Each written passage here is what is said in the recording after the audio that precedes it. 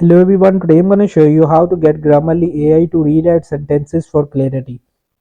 So I will be just tab on it a new document.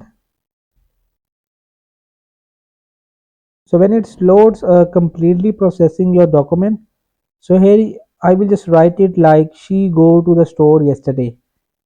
So so right now I want to just you will see I will just put them a wrong grammar in this sentence, and the Grammarly will automatically clarity like this, and I will just tap to correctness with accept. So if I just tap on it, write with generative AI. So simply I will just tap on it, improve it.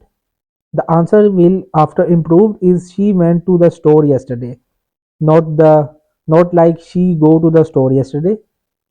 So after improving like she went to the store yesterday. So in this way you can just use Grammarly AI to rewrite sentences for clarity. So that's it. So hope this video helped you. Please don't forget to like and subscribe and get notified for more videos.